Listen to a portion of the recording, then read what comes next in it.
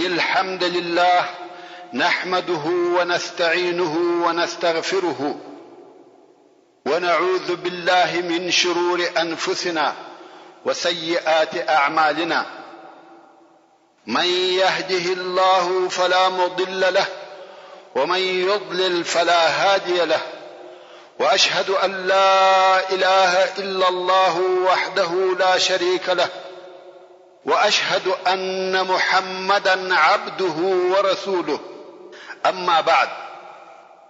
محترم ورونو، مجد سعد بن معاذ رضي الله تعالى عنه د اسلام راوړلو قصه بیانول. اوس به د هغه ځای څخه را شروع کوم چې اسید ابن حضیر رضی الله تعالی عنه و اسلام ته داخل سو او بیا یې و مصعب رضی الله تعالی عنه ته وویل زما تر شا یو سړی دی چې ستاسو متابعت وکي د قوم څخه هیڅوک د مخالفت نه کوي چې هغه سعد ابن معاذ دی او زه به اوس تاسو ته راولېږم. بیا یې خپل نیزه ورسره واخیسته او د سعد پر طرف وررهیسو. سعد ابن معاذ چې د خپل قوم سره د مجلس په ځای کې ناست وو او د لري اسید ولیدي و قوم ته وویل په الله سره مې د قسم وي چې په هغه مخ نه دی راغلی کم چې د دې ځای ستاسو څخه تلی. کم وخت چې اسید و قوم ته ودرېدي سعد ورته ویل څه دې وکړه؟ اسید ویل د خلکو سره به خبرې وکړې خو ما داسې شی نه پکښې ولیدي چې هغه دې د تشویش وړ او لایق وي او بیا ما منع کړه چې دلته به نه راځي. دوی ویل ښه دی څرنګه چې ستا خوښه وي هغسې کوو خو یوه بله بده پیښه ده. اوس غواړي چې په دغه حیله سره سعد و مصعب رضی الله تعالی عنه ته ورولېږي. نو ویل یوه بله بده پیښه ده هغه دا چې بنو حارثه راوتلي دي غواړي چې اسعد ابن زراره ووژني سره د دې چې دوی خبر دي چې هغه ستا د خاله زوی دی. سعد د دې خبرې په اورېدلو سره په قهر سره ولاړ سو، خپل نیزه ورسره واخیسته د مصعب او اسعد پر طرف ورهیسو. کم وخت چې ولیده چې هغه آرام ناست دي او هیڅ نه ده پیښه پوه سو چې د اسید مقصد دا و چې زه دلته راسم او د دوی خبرې واورم. په دغه وخت کې اسعد و مصعب رضی الله تعالی عنه ته وویل یو سردار او رئیس درته رارهیدي او تر شا لوی قوم په پسې دی. کدی ستا د دین متابعت وکي د قوم څخه هیڅوک ستا مخالفت نه کوي. خیر سعد ابن معاذ را ورسېدی او په قهر ورته ودرېدی. و اسعد ابن زراره رضی الله تعالی عنه ته وویل یا ابا امامه کزما او ستا په مابین کې قرابت نه وای دغه سړی به زما څخه ژوندی نه وای تللی. د نن زموږ کور ته هغه شیان راوړي چې زموږ نه دي خوښ. مصعب رضی الله تعالی عنه و سعد ابن معاذ ته وویل آیا نکښنې چې زما خبرې واورې؟ کدی خوښ سوې قبول یې که او کدی ناخوښه وې موږ به درڅخه ولاړ سو. سعد ابن معاذ وویل دا حق او د انصاف خبره ده. نیزه ورته ودرول او دوی کښېنستي. مصعب رضی الله تعالی عنه د اسلام خبرې ورته وکړې، قرآن مجید یې ورته تلاوت کړي. بیا هم راوی د قصې وایي په والله د مخه تر دې چې سعد خبرې وکړي موږ د په مخ کې د اسلام په نور پوسو. دا نو سعد وویل چې یو څوک مسلمانېږي څه چم کوي؟ ویل غسل وکړه، کالي دې پاک د شهادت کلمې ووایه او 2 رکعات لمونځ وکړه. سعد هم دا کارونه وکړه. بیا یې خپله نیزه ورسره واخیسته او د قوم پر طرف وررهیسو. هغو چې د لرې ولیدي ویل په الله مو دې قسم وي چې په هغه مخ نه دی راغلی کم چې په هغه مخ تللی وو. اوس چې سعد ابن معاذ و خپل قوم ته ودرېدی ویل یا بني عبد الاشهل زه په تاسو کې څه مقام لرم؟ هغو ویل ته زموږ سردار یې، په موږ کې پوه او هوښیار یې. ده ویل ستاسو د نورو او ښځو سره خبرې تر هغو پر ما حرام دي چې پر الله او د هغه پر رسول مو ایمان نه وي راوړي. د دغه ورځې لمر د قوم نه پر نر نه پر ښځه ولوېدی چې ټول قوم یې مسلمانان سو بل یو سړي څخه چې د هغه اسلام د احد د جنگ تر ورځې پورې وزندېدی او د احد په ورځ مسلمان سو جنگ یې هم وکړي او په هغه جنگ کې شهید هم سو او الله عزوجل ته یو سجده هم نه وکړي رسول الله صلی الله علیه و آله وسلم د په باره کې و فرمایل عمل قليلا واجر كثيرا يعني عمل یې لږ وکړي او اجر یې ډیر واخیستی مصعب ابن عمیر رضی الله تعالی عنه د رسول الله صلی الله علیه و آله وسلم سفیر حتی په اسلام کې اول سفیر په مدینه منوره کې د اسعد ابن زراره رضی الله تعالی عنه په کور کې اوسېدی او خلک یې و اسلام ته دعوت ول د ورځې او د شپې دعوت کوي د دعوت په لار کې ډیر زحمت باسي ترڅو چې د انصارو په کورو کې داسې کور نه و چې هلته د نر او ښځې مسلمانان نه وي موجود په مدینه منوره کې اسلام ډیر نشر سو ډیر زیات خلق و اسلام ته داخل سو دا واقعه پس له کال څخه د غم او د مخه تر هجرت پیښیږي لسم کال د بعثت د غم کال یعنی د بعثت لسم کال د غم کال او هجرت پس له در لسم کال څخه د بعثت په درو کلو کې دغه تحولات پیښیږي د مدینه منورې د خلکو څخه چې یو نفر مسلمان سي هغه نفر بیا ډیر کوشش کوي چې نور کورنۍ هم و اسلام ته داخله سي د مثال پر قسم بدای وخت صدر ته بیان کوم د عمرو ابن جموح زامنو ایمان راوړي مسلمانان سو مګر په خپل عمرو اسلام ته نسو داخل زامنو به د اسلام ته دعوتاوه خود نه قبلاوه یو بته درلودي د هغه عبادت یکاوه زامنو یې غوښته چې ودته د دین غلطیا ورشکارک یو شپه چې عمرو بدو زامنو یې ګنګي او مرداري راوړه دغه د بته ټوله په ولړي پلار چې سهار را وښتو او غواړي چې د بت عبادت وکي ویل ده چې بت ټول په مرداري لړلې دي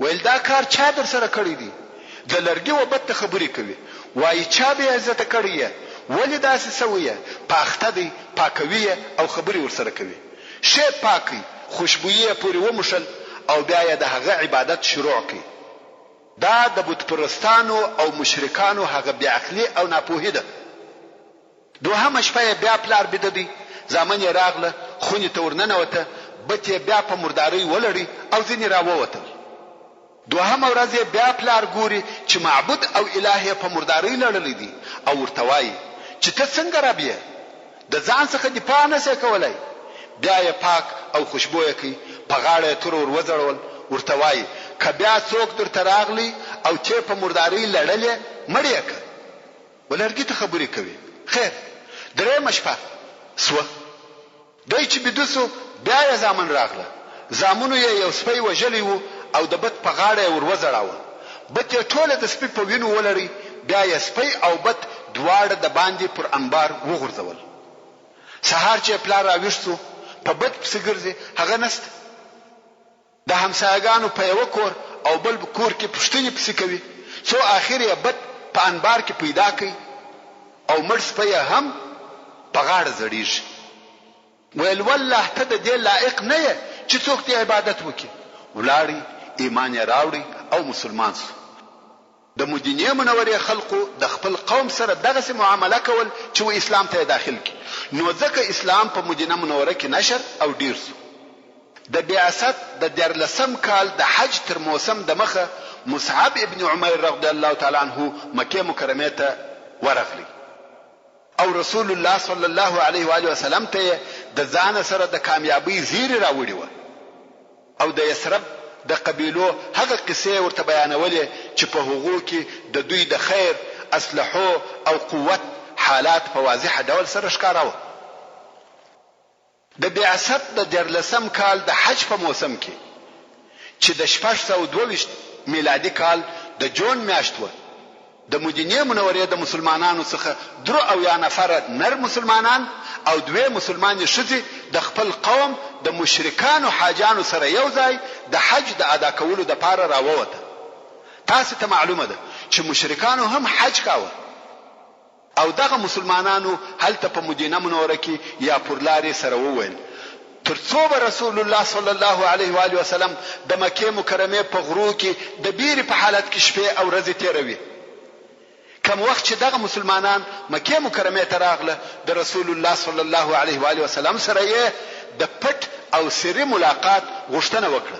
هغه داسې چې دغه مسلمانانو 2 نفر و رسول الله صلی الله علیه و آله وسلم ته ورولېږل چې یو یې براء ابن معروف او بل یې سعد ابن مالک او دغه سعد ابن مالک مشهور شاعر هم او براء ابن معروف د انصارو د مشرانو څخه او دوی رسول الله صلی الله علیه و آله وسلم پرنګ نه پیژندي خو بیا یې هم ورولېږل ویل ورسې پوښتنه وکړي ځکه رسول الله صلی الله علیه و آله وسلم مشهور ویل ورسې د ملاقات وعده ځنی واخلي چې کله او چیرې به دغه د حج په موسم کې سره وینو چې بیعت در سره وکړو. نو دغه 2 نفر رئیس و او پرلار یې پوښتنه وکړه چې محمد صلی الله علیه و آله وسلم چیرې دی.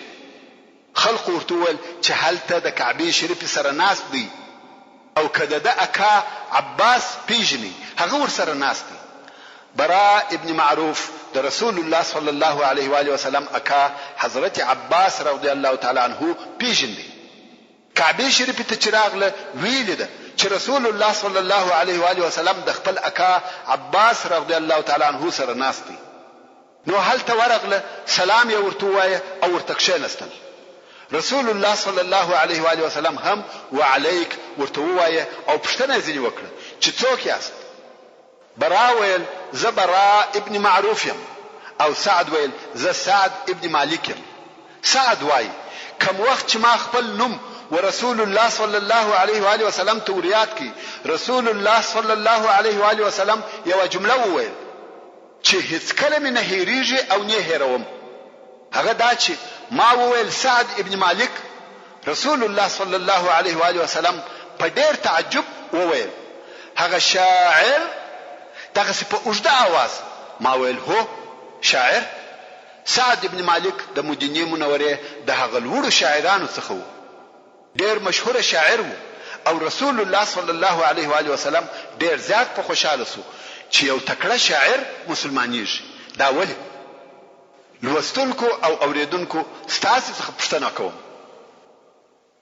په هغه وختو کې د یو خبر د نشرولو د پاره کم او چی وسایل موجود و؟ رادیو، تلویزیون، اخبار، مجله، تیپ د دې شیانو څخه هیڅ شی نه فقط د نشرولو د پاره 2 شی و یو خطیب او بل شاعر. کوم وخت چې یو شاعر مسلمانېږي داسې مثال لري لکه مسلمانانو چې د رادیو یا تلویزیون یو استیشن پیدا کړي یا د اخبار د چاپولو مطبعه پیدا کړه. په هغه زمانه کې د نشرولو د پاره د شعر اعتبار ډیر زیات و.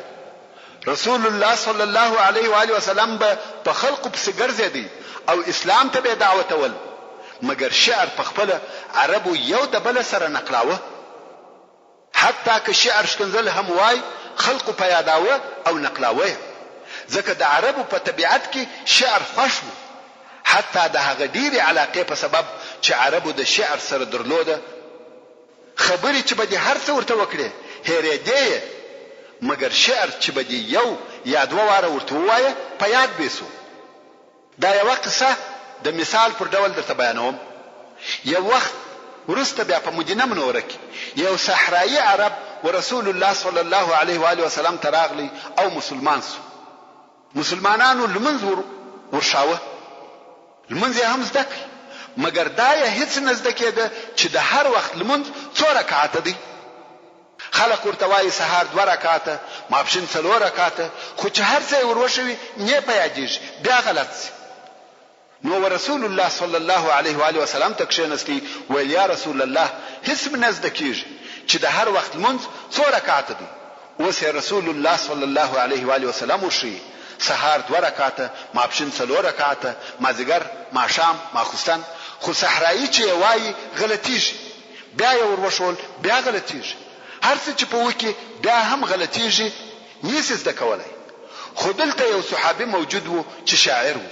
هغه ویل یا رسول الله کستا اجازه وي زبې وروشه. ویل وروشه. شاعر ویل اسمع یا رجل، سړی واور، ان الصلاه 4 فاربع ثم 3 بعدهن 4 ثم صلاه الفجر لا تضيع. دغه رکعتونه په شعر وروشول. بس د صحرایي هم په یاد او زده سو. مقصد دا چې په عربو کې شعر خاص مقام درلودي. شعر یې په دماغ کې کښینستی، شعر یې پر ژبو آسانه وو، شعر یې په یاداوه او یو د بل سره نقلاوه. نو کوم وخت چې سعد ابن مالک شاعر مسلمان سو، دا د اسلام د پاره ډېره لو کامیابی و، ځکه د شعر په واسطه و اسلام ته دعوت نشریدي. بل چا داسې نسوای نشرولای لکه یو شاعر. نو خود رسول الله صلی الله علیه و آله وسلم د سعد ابن مالک رضی الله تعالی عنه په اسلام ډیر خوشاله سو. او بیا رسول الله صلی الله علیه و آله وسلم دغه 2 نفر سره وعده وکړه چې په پلانې شپه به د عقبه سره په پټه سره یو ځای کیږي. عقبه په مینا کې د جمره الاولی سره د یو غره نوم دی او هلته به ملاقات سره کوو. او اوس به قصه د انصارو و یو مشر ته پریږدو چې دغه تاریخي ټولنې او اجتماع کم چې د شرک او اسلام د مقابله و ورځو ته تغییر ورکړي حالات راته بیان کړي. کعب ابن مالک الانصاری رضی الله تعالی عنه وایي موږ د مدینه منورې څخه د حج د پاره و مکه مکرمه ته راغلو او د رسول الله صلی الله علیه و آله وسلم سره مو د ایام تشریق د مابین په ورځو کې د عقبه سره د ملاقات وعده وکړه. او هغه شپه را ورسېده چې موږ د رسول الله صلی الله علیه و آله وسلم سره په هغه شپه د ملاقات وعده درلوده. په دې سفر کې پر نور مشرکانو علاوه زموږ د قوم د مشرانو څخه یو مشر او زموږ د اشراف څخه یو شریف عبد الله ابن عمرو ابن حرام چې دای هم مشرک وو را سره وو. که څه هم موږ خپل حال زموږ د قوم د مشرکانو څخه پټ ساتي، خو د عبد الله ابن عمرو سره مو په دې باره کې خبرې وکړې او موږ ورته وویل یا ابا جابر ته زموږ د اشراف او مشرانو څخه یو شریف او یو مشر یې او موږ دغه ستا په حال نه یو خوښ، نه غواړو چې سبا د دوزخ اور په تا بلیږي. او بیا مو اسلام ته را دعوت کړي او د رسول الله صلی الله علیه و آله وسلم د ملاقات په وعده مو هم خبر کړي. عبد الله ابن عمرو اسلام قبول کړي او عقبه ته هم را سره حاضر سو او د 12 نقيبانو څخه یو نقيب هم دی وو. کعب رضی الله تعالی عنہ وایي موږ په هغه شپه د خپل قوم سره په خپل ځای کې بيدسو. کوم وخت چې د شپې درېمه حصہ تیر سو موږ د رسول الله صلی الله علیه و آله وسلم سره د وعده وزایته یو او په پټه ورهیسو. څو چې د عقبه سره په هغه شیله کې ټول سره یو ځای سو. موږ ټول درو او یا نفر نران وو او 2 شتي را سره وي چې یوه نصیبه بنت کعب چې په ام عماره سره مشهوره ده او بل اسماء بنت عمرو چې ام منیع ورته ویل کیږي یا ام منیع ورته ویل کیږي. په دغه شیله کې سره یو ځای سو او د رسول الله صلی الله علیه و آله وسلم دراتګ انتظار مکاوه. څو چې رسول الله صلی الله علیه و آله وسلم راغلی او د سره د اکا عباس ابن عبد المطلب هم ور سره او دی په دغه وخت کې د خپل قوم پر دین وو. خو بیا هم دا خوښه وبلل چې د خپل وراره په معامله کې حاضر وي او ځان ته پوره اطمینان حاصل کړي. ورونو موږ مخکې وویل کوم وخت چې براء ابن معروف او سعد ابن مالک د رسول الله صلی الله علیه و آله وسلم سره د ملاقات وخت او ځای ټاکی، عباس رضی الله تعالی عنہ هم هلته حاضر وو. دغه 2 نفر نه غوښته چې دغه په حضور دغه خبري وسی، ځکه عباس رضی الله تعالی عنہ هغه وخت اسلام ته نو داخل شوی. خو رسول الله صلی الله علیه و آله وسلم ورته ویل خبري پښکارا سره کوي، دا زما اکادي مطمئنه اوسئ. نو د ملاقات وعده د عباس رضی الله تعالی عنه په حضور کې وسوه. کم وخت چې د وعدې شپه را ورسېده، عباس رضی الله تعالی عنه ورسول الله صلی الله علیه و آله وسلم ته ټینګ سو چې زه هم در سره ځم، او رسول الله صلی الله علیه و آله وسلم هم د ځان ملګری کړي. کعب ابن مالک رضی الله تعالی عنه وایي اول هغه څوک چې په دغه اجتماع کې خبري وکړي عباس ابن عبد المطلب د رسول الله صلی الله علیه و آله وسلم اکاو، او په پوره صراحت سره دغه مسؤلیت چې دوی پر غاړه اخیستی وو خطرونه ورته بیان کړ، او ویل یا معشر الخزرج، محمد صلی الله علیه و آله وسلم په موږ کې هغه مقام لري چې تاسو ته در معلوم دي. موږ د هغو کسانو څخه ساتلې دي چې د صلی الله علیه و آله وسلم مخالفه دي. دی علیه الصلاة والسلام په خپل قوم کې په عزت او د دشمنانو څخه ساتلې دي. خدای علیه الصلاة والسلام ستاسو په غوښتنه اوس غواړي چې وتاسو ته درسي. که تاسو په هغه څه سره وفا کولای شئ چې د سره مو وعده کړې ده او د مخالفینو څخه ساتي، نو تاسو او دغه مسؤلیت، او که تاسو پسله د صلی الله علیه و آله وسلم د درتګ څخه دی علیه الصلاة والسلام یوازې پرېږدي او د دشمنانو ته ورتسلیموي، نو د اوس څخه لا پرېږدي، ځکه دی علیه الصلاة والسلام اوس په خپل قوم او په خپل شار کې په عزت او ساتنه کې دي. کعب رضی الله تعالی عنه وایي موږ و عباس رضی الله تعالی عنه ته وویل موږ ستا خبرې واورېدې، او اوس ته خبرې وکړه یا رسول الله، ستا د خپل ځان او ستا د رب دپاره هغه شیان پر موږ کښېږده چې ستا خوښ وي. ورونو تاسې پوهېږئ چې په دې جواب کې ډېره لو معنا پرته ده. یعنی موږ په پوره عزم او تصمیم، په پوره شجاعت، ایمان او اخلاص سره دغه لوی مسؤلیتونه قبلوو او هغه خطرناک عواقب یې تحملوو. بیا نو رسول الله صلی الله علیه و آله وسلم خپل خبرې وکړې او بیعت پای ته ورسېد. اوس نو په بیعت کې څه شول او تر بیعت د مخه کومې خبرې وسوې؟ د دواړو طرفو د طرفه څه وویل سوه؟ ښه متوجه سئ، اسلام دغسې وي. امام احمد رحمه الله د جابر رضی الله تعالی عنه څخه دغه بیعت ماده یا بندونه په تفصیل سره بیانوي او وایي. جابر رضی الله تعالی عنه وایي چې موږ ورسول الله صلی الله علیه و آله وسلم ته وویل یا رسول الله پر څه بیعت تر سره وکړو؟ رسول الله صلی الله علیه و آله وسلم وفرمایل اول د ضعف او قوت په وخت کې به زما اوامر اوري او قبلوي. نن ورځ موږ مسلمانان دغسې یو. د پراخي او مفلسي په وخت کې به ما او زما ملګرو ته نفقه ورکوي. دریم امر بالمعروف او نهي عن المنکر به کوي، یعنی خلق به په شو امر کوي او د بدو څخه به منع کوي. سبحان الله، نن ورځ خلق څونه دغه کار څخه لري دي، او کبیا یو څوک دغه کار کوي اوریدونکي په قسم قسم خبرو او لغازو د هغه د خبرو مخنیوي کوي. نه غواړي چې داسې څوک پیدا سي چې ودوی ته دي د دوی عیب وایي. دغه په خپل زما سره پیښ شوي دي. په یو مجلس کې ما د اسلامي خبرو یا د اسلامي اوامرو او احکامو په تشریح کولو شروع وکړه، خو په مقابل کې مې داسې خبرې اورېدلې چې د هغو معنا دا وه چې بس ته دې خبرو ته ضرورت نشته. څلورم د الله عز وجل په لار کې به ثابت درېږي. په الهي اوامرو کې به د ملامتۍ ویونکي خبرې تاثیر نه در باندې کوي، یعنی د خلقو د ناخوښۍ سره سره به الهي اوامر نه پرېږدي. پنځم که زه و تاسې ته درغلم زما نصرت به کوي او ما به د هغو شیانو څخه ساتي چې د هغو څخه خپل ځانونه، خپل ښځې او خپل اولادونه ساتي، او د دغو شیانو په بدله او مقابل کې تاسې لره جنت دی.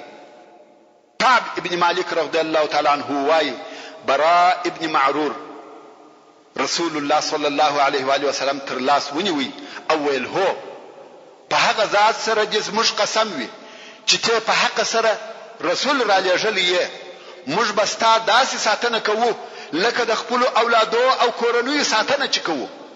بیعت را سره وکړه یا رسول الله.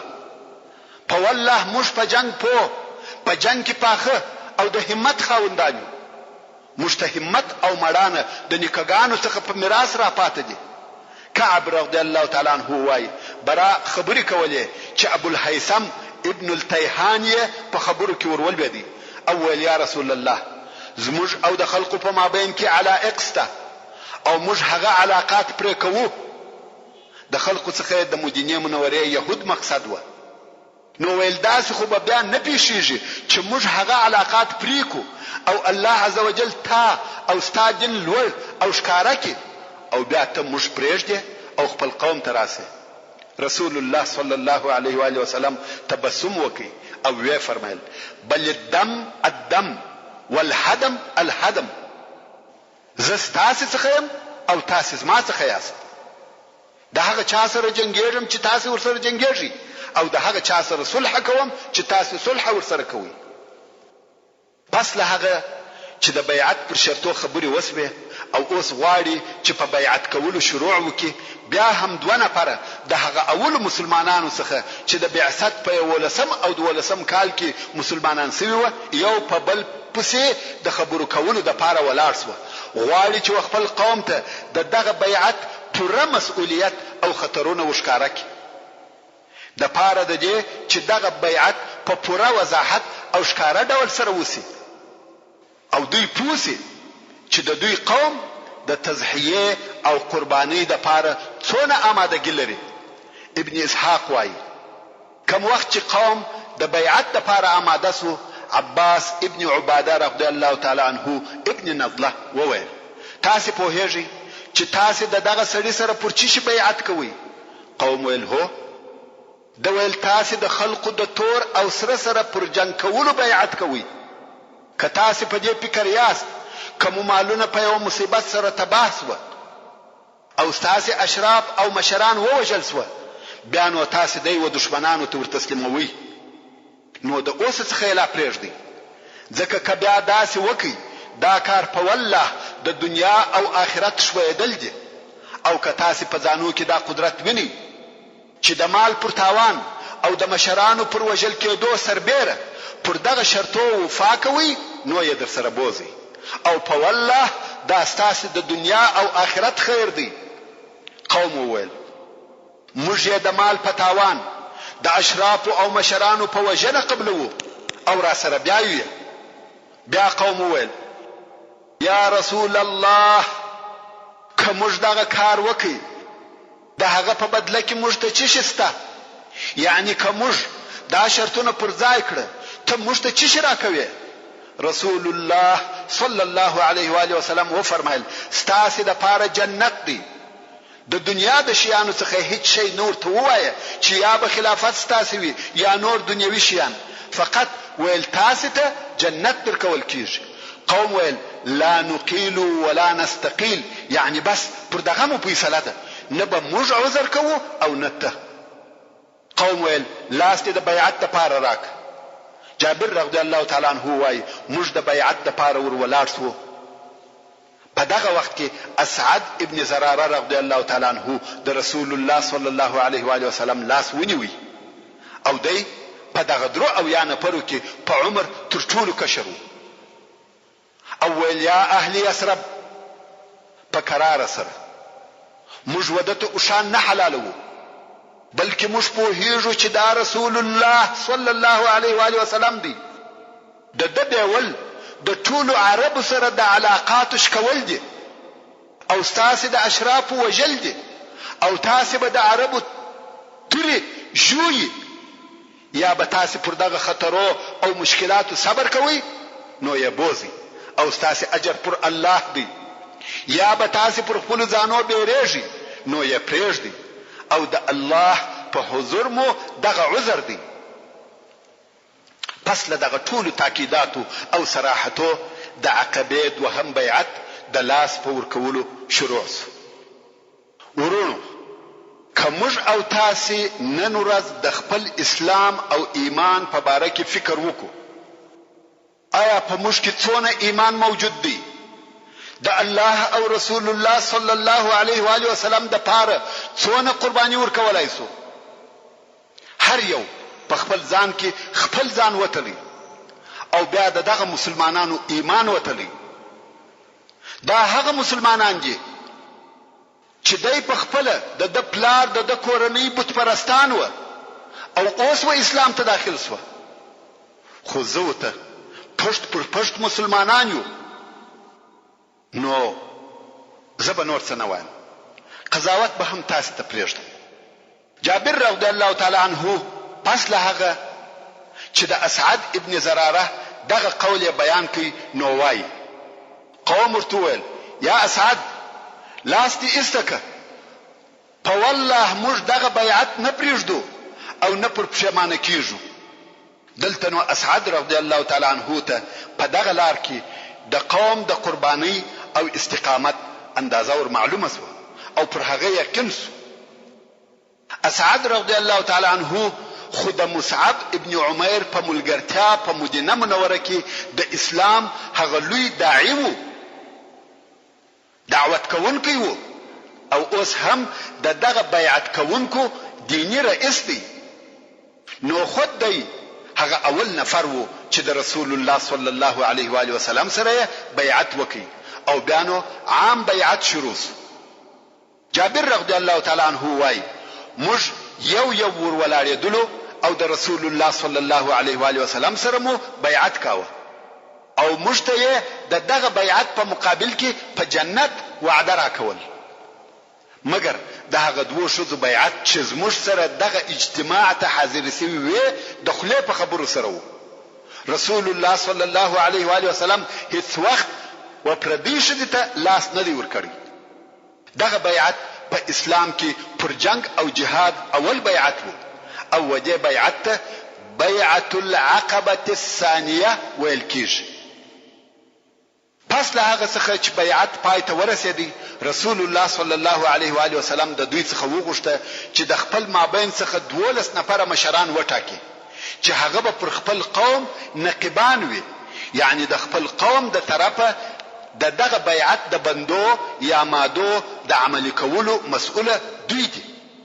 ډېر ژر او په دغه وخت کې 12 نفر وټاکل شو چې 9 نفر د خزرج د قبيله څخه و او 3 نفر د اوس د قبيله څخه و او دغه نقیبانو نمونه په دې ډول سره دي.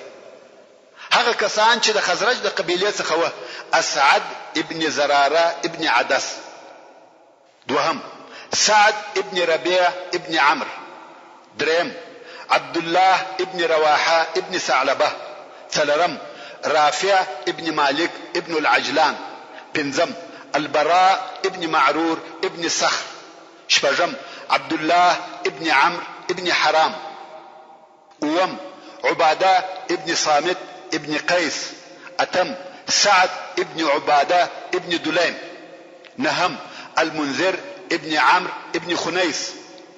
او هغه کسان چې د اوس د قبيله څخه و اول اسيد ابن حضير ابن سماك، دوهم سعد ابن خيثمه ابن الحارث، درهم رفاعه ابن عبد المنذر ابن زبير. کوم وخت چې دغه مشران یا نقیبان وټاکل شو رسول الله صلی الله علیه و آله وسلم د هغو څخه د مشرانو او رئیسانو په صفت بل عهد واخیستی او ورته فرمایل تاسو د خپل قوم داسې کفلان او ضامنان یاست لکه حواریین چې د عیسی ابن مریم د پاره و او زه د خپل قوم کفل او ضامن یم. هغه ویل هو. اوس چې عهد او بیعت پای ته ورسېده او قوم د جلا کېدو په حالت کې وو په دغه آخر وختو کې یو د شیطانانو دغه مجلس او دغه نتیجه کشف کړه او نیسوي کولای چې د قریش او مشرانو ته دا خبر ورسوي او هغه ناببره دلته ودغه شیلیته د دوی د اجتماع په حالت کې ورته راولي. نو دغه شیطان پر یو لوړ ودرېدی او په لوړ आवाज سره ناره کړه یا اهل الجباجب يا أهل الجباجب هل لكم في مذمم والصبات معه قد اجتمعوا على حربكم. يعني ايه دخيمو خلقو ايه بدو خلقو آیا تاسو خبر یاست چې مزمم او هغه خلق چې د دینه اوښتي دي ستاسو سره پر جنگ کولو اتفاق وکړي؟ دلته د محمد صلی الله علیه و آله وسلم پر ځای مزمم وایي، ځکه کفارو د خپل بد اخلاقی په سبب د محمد صلی الله علیه و آله وسلم نوم و مزمم ته اړولې. محمد چې د حمد څخه دی او ترجمه یعنی شپر ویل سوی او خلق به شپر وایي، دوی و مزمم ته چې د زم څخه دی یعنی بد پر ویل سوی اړولې. خو رسول الله صلی الله علیه و آله وسلم فرمایي چې الله عز وجل زه د کفارو د بدویلو څخه خلاص کړی وم، ځکه دوی و مزمم ته بد ویل او زه محمد وم. شیطان په لوړ आवाज دغه ناره وکړه. رسول الله صلی الله علیه و آله وسلم و فرمایل دا د عقبې شیطان دی او ویل والله یا عدو الله تا ته فارغ سو. او رسول الله صلی الله علیه و آله وسلم مسلمانان امر کړ چې خپل ځایو ته ولاړ شي. دا ناره ټول خلقو که مسلمانان او که کفار واورېده. سعد ابن عباده رضی الله تعالی عنه چې دا ناره واورېده ولاړ سو او تر پورته کړ، ویل یا رسول الله قسم په هغه ذات چې ته په حق سره را لېږلې کستا خوښ او اجازه وي د ټول منا پر خلقو به سبا په تر حمله وکړو. سبحان الله، د اول لحظه څخه د رښتیا میدان راغلی او دغه درو او یا نفر آماده دي چې د ټولو حاجانو سره وجنګیږي. د دوی اخلاص او صداقت، همت او مړانه د اول لحظه څخه ثابت شو. خو رسول الله صلی الله علیه و آله وسلم و فرمایل په دغه نیو امر سوی مگر خپل ځایو ته ولاړ شي. خلق ولاړ او تر سهار بده شو. قریشو چې دا خبر واورېدی په دوی کې بیره او تشویش پیدا شو، ځکه دوی د دغه بیعت په خطرناکو عواقبو پوره پوهېده چې د دوی و مالو او ځانو ته څونه ضرر پیښیږي. نو یې تحقیقات شروع کړه چې زموږ پر جنگ چا او څنګه اتفاق وکړي. د تحقیقاتو نتیجه په یقیني ډول سره نه بلکې په تخمینی او اشتباهی ډول سره دا راووته چې اهل یثرب د رسول الله صلی الله علیه و آله وسلم سره اتفاق کړی وي. په سهار کې د قریش مشران سره راټول شو او د اهل یثرب وخیمو ته ورغله چې پر دغه معاهده خپل شدید احتجاج وړاندې کړي. نو یې ورته وویل یا معشر الخزرج مشت خبر راغلی دی چې تاسو د غزموج و نفر ته راغلی یاست، زموږ څخه بیا یاست او د سره مزموج پر جنگ بیعت کړی دی او په والله په ټولو عربو کې داسې قوم او کلی نسته چې مشتدي د هغو سره جنگ ناخوښه وي بیل تاسو، یعنی د هر چا سره مو په جنگ کولو پروا نه کیږي بیل تاسو، یعنی تاسو قدر او عزت او احترام کوو. نو تاسو هم باید داسې کار ونه کوي چې هغه زموږ او تاسو د جنگ سبب وګرځي. د خزرج د قبیله مشرک حاجان چې په دغه واقعا او بیعت هیڅ نه خبر، ځکه دا کار په ډیر سری ډول سره د شپې په تاریکوي کې پای ته رسیدلی وو. هغه په قسمو شروع وکړ، وایي په والله هیڅ نه د پیښه سوي او موږ په هیڅ نه خبر. سو قریش و عبد الله ابن سلول ته ورغله. هغه ویل دا نه حق خبره ده، داسې هیڅ نه د پیښه سوي او زما قوم زما څخه داسې کار نه پټوي. کدوې داسې کار کولای زه خامخا دغه کار امیر ګرځولم، مگر هغه مسلمان حاجان چې دغه اجتماع ته حاضر شوی و او دا اتفاق یې کړی وو یو بل ته سره ګوري او پټه خلدي هیڅ نه وایي، نه ده هو خبره کوي نه ده یا.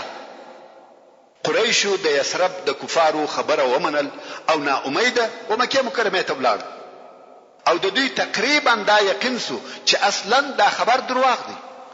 خو بیا هم په دغه باره کې معلومات کوي، بحث او څېړنې کوي ترڅو ودې نتیجې ته ورسېده چې هو دا خبر صحیح دی او بیعت هم سوی دی.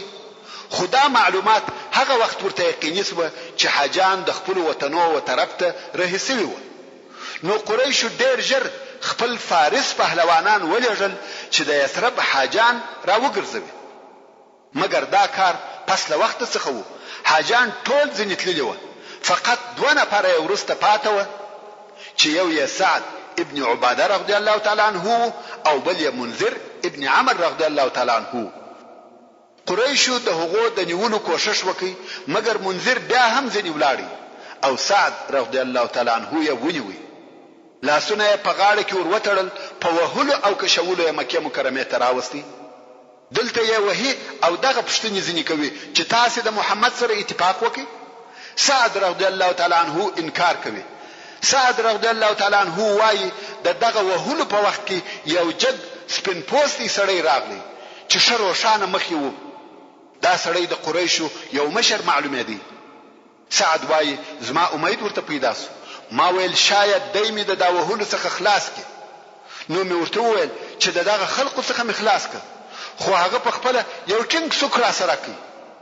او بیا ورسته پوسوم چې دغه سړی ابو جهل و. سعد وايي سبحان الله، شکل یې یو شی وو او عمل یې بل شی. دغه وهل دوام لري. قریش غواړي چې سعد ابن عباده رضی الله تعالی عنه اقرار وکي او وهي خدای بالکل منکر دی. په حاضر خلقو کې یو نفر ناست وو او دغه وهل ویني زړه پر وسوځل سو. ویل یا سعد د قریشو د مشرانو څخه یو څوک نه پیژنې چې خلاص دي. سعد ویل هو پیژنم. ویل څوک پیژنې؟ ویل مطعم ابن عدي او حارث ابن حرب پیژنم. اصلا د دغه دوه نفرو تجارتي قافله د سعد ابن عباده رضی الله تعالی عنه په جوار د مدینه منوره په منطقه کې تیرېده. دغه سړی د باندې ووتی ناری کړ. ویل یا مطعم ابن عدي یا حارث ابن حرب، یو سړی چې د باندې څخه د مکې دی وهل کیږي او تر وهلو لاندې ستاسو په نامه سره ناری وهي. دغه دوه نفر راغله ویل د چې سعد ابن عباده رضی الله تعالی عنه چې د مدینه منوره د مشرانو څخه یو مشر دی او وهل کیږي. نو یې جوار ورکي او سعد د وهلو څخه خلاصو او بیرته مدینه منوره ته رهیسو. هلته بیا انصارو چې ولید چې سعد نست، نو یې دا اراده وکړه چې بیرته مکه مکرمه ته راوګرځي. په دغه وخت کې سعد ورسېدی. نو ټول قوم صحیح سالم مدینه منوره ته ورسېدی. دا د عقبه سره دوهم بیعت وو چې په بیعت العقبه الکبرى سره هم یادېږي او په داسې فضا کې پای ته ورسېدی چې هلته د پاشلو مسلمانانو په مابین کې حب او عواطف، دوستی او نصرت موجود و. هلته د اسلام په لار کې اعتماد او شجاعت و، مړانه او همت و. د اهل یثرب مسلمان په مکه کې پر خپل ضعیف او مظلوم مسلمان ورور رحم او شفقت لري. د هغه د پاره جنگیږي او پر هغه ظالم په قهر کیږي چې د پر مسلمان ورور ظلم کوي او د په زړه کې د هغه مسلمان ورور د پاره چې تر اوسه یې لیدلی هم نه دی د دوستی او محبت احساسات پر جوش راځي. دا ټول حب فی الله دی او دغه دوستی احساس او عواطف داسې هم نه و چې د څو ورځو په تیرېدو سره بیرته د زړه څخه ووتل، بلکې د دې دوستی منبع او مصدر ایمان پر الله او ایمان پر رسول الله او ایمان پر کتاب الله وو. دا داسې ایمانی تعلقات او جذبات و چې د هیڅ ظالمانه او خصمانه قوت په مقابل کې نه زائلېده. ایمانی شمال او نسیم چوالوزي په عقیده او عمل کې عجائبات راوړي. په دغه ایمانی جذباتو سره مسلمانانو وکولای شوای چې د زمانه پر پانو خپل طلایی عملونه ولیکي او د تاریخ پر پانو داسې آثار پریږدي چې مثل یې نه په تیرسو وختو کې وو او نه په اوس کې سته او نه په مستقبل کې پیرسي. اے مسلمانانو ورونو، آیا تاسو هم نن ورځ پر خپل مظلوم او ضعیف مسلمان ورور دغه رحم او شفقت لري؟ پس له هغه څخه چې د عقبه سره دوهم بیعت پای ته ورسېدی او اسلام په دې سره کامیاب شو چې د ځان د پاره د یو داسې منطقه او صحرا په مابین کې خپل ځان ته وطن جوړ کړي چې په هغه ټوله منطقه کې د کفر او جهالت موجو څپې وهلې. او دا تر ټولو هغه لوی ګټه ده چې اسلام د دعوت د شروع څخه بیا تر اوسه پورې لاس ته راوړه. نو رسول الله صلی الله علیه و آله وسلم و مسلمانانو ته ودغه وطن ته په هجرت سره اجازه وکړه حتی دا په هجرت سره اجازه نه و بلکې په هجرت سره امر و. پر هر مسلمان دا واجب او لازم و چې مدینه منورې ته هجرت وکړي. تاسو پوهیږئ چې دا څنګه هجرت و. تاسو به فکر کوئ چې مسلمانان د زحمتو څخه و نعمتو ته تله. یا والله دا هجرت د دنیوي کاروبار نړول او عبثول و. د مسلمانانو د مالو قرباني کول و. یوازې او په خالی لاس خپل ځانونه مدینه منورې ته رسول. او په دغه سفر کې په دغه هم پوهېده چې د کفارو د طرفه د دوی مال او ځان مباح ګرځول شوی دی. محترم ورونو، زموږ د بحث پاتې حسابه ان شاء الله تعالی پراتونکو کې واوري. سبحان ربك رب العزة عما يصفون وسلام على المرسلين والحمد لله رب العالمين. نبينا الهادي محمد القائد هغه څه چې ته په تلاش کې پوهېږم هغه اسلامي تعلیمات دي. في روحه عزم عظيم ډېر اسانه اوس د تعلیم الاسلام رادیو څخه وحنين والأحزاب تجسد القائد أعلى المسدد نبينا الهادي محمد في روحه عزم